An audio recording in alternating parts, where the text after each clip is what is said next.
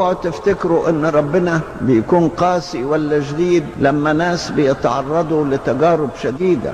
لا، هو بيعطيهم الاحتمال العجيب اللي بيقدروا يحتملوا بيه وسط الضيقات كلها ووسط التجارب. تجد الله الرؤوف المتحنن يتدخل ويعمل عمل خير للإنسان. لولا إن الرب كان معنا حين قام الناس علينا لابتلعونا ونحن أحياء. نجت أنفسنا مثل العصفور من فخ الصيادين، الفخ انكسر ونحن نجونا. ادي ربنا المتحنن الطيب اللي بيحمي أولاده من كل تعب ومن كل شر. صدقوني حتى من غير صلاة أبوكم السماوي يعرف أنكم تحتاجون إلى هذه كلها. يعرف أنك أنت تحتاج للرعاية فيرعاك دون أن تطلب. يعرف احتياجاتك فيعطيك دون أن تطلب، ويعطيك أكثر مما تطلب إن طلبت.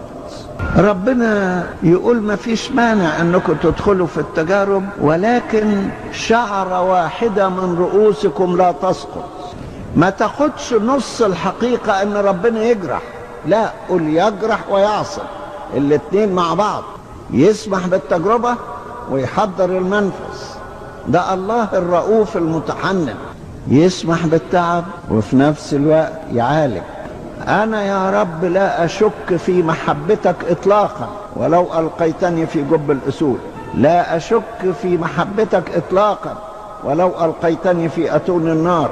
لكن أنا أؤمن تماما إنك الله الرؤوف المتحنن.